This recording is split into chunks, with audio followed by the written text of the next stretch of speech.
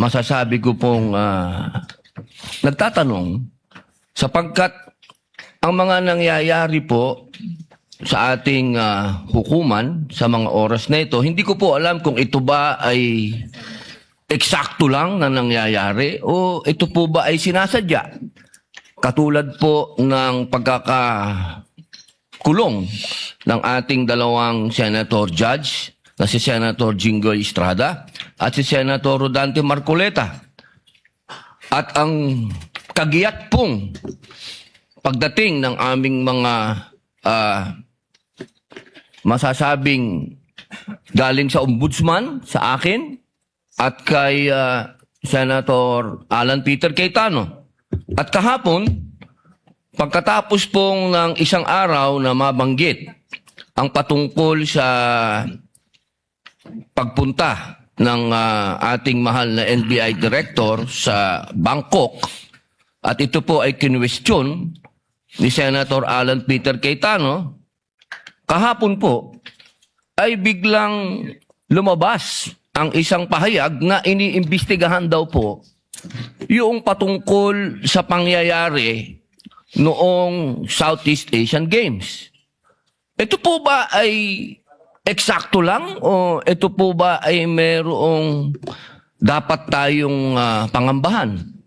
Sapagkat alam niyo po, ako din po ay dapat ay pupunta ng Iran. Sapagkat isinagawa po ang pagbibigay-pugay sa namatay na kanilang leader, spiritual leader. Pero hindi po ako tumuloy dahil may impeachment po tayo. Tanong ko lamang po sa ating mga kasama, dapat po ba tayong mangamba? Dapat po ba kaming manggamba? At tayo po ay parang eksakto naman lahat ito? Hindi ba po tayo ay malayang korte? Tayo po ay may karapatan na binibigay ng konstitusyon na magsagawa po ng pagdinig na ito. Yun lamang po. Maraming salamat po, Ginoong tagapamahalang hukom. The manifestation of Senator Judge Padilla is noted. What is the pleasure of Senator Judge Mr. Cayetano? Presiding Alan? Officer, Rule 6 of the impeachment proceedings is that the rules of the Senate is suppletory, and if there is anything that affects the honor, integrity, or the functions of us individually or as a Senate here as an impeachment court, someone can rise on a question of personal or collective Counsel. privilege. I won't do that, but may I just respond to what Senator Padilla said, since my name was mentioned and since the investigation announced by the NBI yesterday seems to be pertaining to this person as chairman of the 2019 organizing committee of the Southeast Asian Games. May I, maybe in the form muna of manifestation, unless the presiding officer or Senate President thinks that I should elaborate on by asking for time on a personal collective privilege, but I don't want to start that Senator precedent. Judge Cayetano may make his manifestation. For the record, sir. So, first and foremost, sa sinabi po ni Senator Padilla, I won't ask na ipa-play na yung video, but quite exhaustive yung sinabi ni NBI Director about the Southeast Asian Games. So, if the intention was to have a chilling effect, we already have that chilling effect. May 11, hinabol dito sa session hall na to ng mga ahente ng NBI si Senator Bato. May 13, nagkaroon ng enkwentro, putukan, pinipilit ng NBI na hindi sa loob ng Senado, but we have all the evidence that it was inside the Senate. Other incidents, I do not want to evoke a reaction or debate because I want to respect my fellow senators. Much of this has been vented in the media, is in court.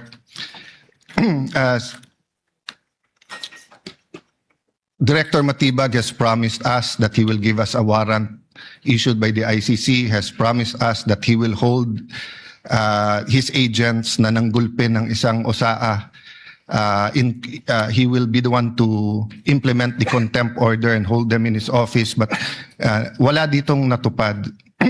So when I mentioned his name, his position the other day that it was bad taste, walang personal yan. I mean, regardless kung sinong, even if it was a secretary, an alter ego of the president who wrote the prosecution team or the defense team to say, pwede bang next week kasi may seminar, I would have said the same thing, di ba? Na, look at the gallery. Kompleto parati dyan from Congressman Ace Barbers to many Congressman Ridon. I won't name all of you, but you're busy people. But you think this is important, so you take time out and you are here. Di ba? Of course, the prosecution team, you have to be, you are here. We are here. Despite of many, many other important things, not only investigations, not only the flood control, not only the BIR, not only, we're also talking about the nation being prone to volcanic eruption, to yung bagyo, buti, nasalanta pa rin tayo ng bagyong Inday. Ibang Inday ang pinag-uusapan natin dito sa impeachment. But still, we are here. So it was in good faith that I said, as an example, mukha namang masama kapag kayong isang bureau head. NBI director is a very important position, but it is a bureau. So if a bureau head, and tignan yung invitation, nakalagay sa invitation, or your representative, and we resolved it. So aksidente ba na yesterday, suddenly after I mentioned it, and after, during the weekend, many have been talking about na dapat ata hindi 16. So 21 na lang kami ngayon eh. So 2/3 of 21 is 7. Pag nabawasan pa kami ng 3, 13 na lang yon. Pero some will argue, mabawasan lang kami ng 1 o 2, baka 13 na rin yon kasi wala naman half person o 3/4 person. So all of these issues are valid. Question. The chilling effect is there, but am I intimidated? Wala na akong choice. Ilalabang ko na to. Gagawin ko yun ang dapat kong gawin. Bumaliktad man yung sitwasyon, si President Marcos ang ini-impeach and I felt a certain way, ilalabang ko rin. Chief Justice man ang i-impeach, ilalabang ko rin. But for the record, Mr. President, go ahead and investigate. First of all, that's been investigated many, many times. I'm not sure. I think the Office of the Ombudsman ang nag-file pa ata, Chief of Staff mo eh. Senator Rob, I'm not sure but parang may kaso na nun. Senator Drilon quizzed us here. I was Speaker of the House but I chose to appear before the Senate to be able to answer all of those questions directly. The SEA Games, paulit-ulit yan. Biktima na ng speakership ng 2019 yan. Nahuli namin yung PR na sinabi kikiam, pinakain daw mga Muslim ng baboy, when it was chicken longganisa na pinakain. Pero nasiraan na tayo sa Malaysia, Indonesia. The SEA Games gave us so much honor. So far, it is still the biggest SEA Games in history. Many of our athletes launched their career, even going to gold medals in the Olympics. Our athletic and our yung aquatic natin center in Clark is one of the best in the world. Ang nagsabi nito yung Israeli coach ng isang foreign team doon. But go ahead if you want to investigate. But I just want to put on record, mukhang misfire. Bakit? Yung sinasabi niyang infrastructure na walang bidding, first of all, the procurement law has many modes of procurement. So don't make it appear sa public na just because walang bidding, may anomalya na to. Okay. Secondly, bakit ko sinabing misfire? Hindi po sa I'm referring to Director ng NBI Matibag. I had nothing to do with the infrastructure. The chairman of the committee. In fact, I had to resign from the DFA because I was running for congressman during that time. So dun sa sinasabi ni Director Matibag na may congressional insertion to fund it, it's definitely not me because how could a non-member of the Senate or non-member of the House insert anything. Okay. Dun sa sinasabi niyang infrastructure, it was done by the BCDA. The chairman of the BCDA is one of the closest advisors of the president now. The president of the BCDA is one of the closest advisors and is a secretary now. And he said, medyo kaduda tong kumpanya, nananalo walang bidding. If I'm not mistaken, it's the same company who's making the City Hall of Pasig. Ha? So, I mean, if they want to investigate, go ahead. But by mentioning the organizing committee of the SEA Games, ako po chairman nun. At paninindigan ko po na napakaganda nung nangyari doon. At kung may anomalya, ako unang magagalit. So, go ahead. But my point, Mr. Chairman, honorable members of the court, sa prosecution, to be fair sa prosecution at marami akong kaibigan, I've never felt any intimidation from any of you. I mean, you've continued to be either friends or for those who are former friends but friends. I mean, I don't know if nagkamali lang ako, but on the first day, I nodded ng konti kay Senator De Lima. Gumanon din siya, hindi ko alam kung na-acknowledge because we were friends once upon a time and this is a court. We owe it to each other to be professional, di ba? So wag tayong pumayag na someone like Director Matibag would do that. My point, Mr. President, Mr. Presiding Officer, he could have not announced it and investigated. Imbestigahan mo, tingin mo may mali, imbestigahan mo. But it is unfair to me and unfair to the court that kung kailan siya patatawag siya sa Monday, intimidate mo ako, hindi kita tatanungin sa Monday dahil mag-a-announce ka na iimbestigahan mo. Tapos sasabihin mo may insertion, tapos sasabihin mo hindi liquidated po lahat yun. So, let me talk of unfairness. Hindi ba unfair? Kung ako, babalik na rin ko, sasabihin ko, inimbestigahan ko na rin kahapon eh.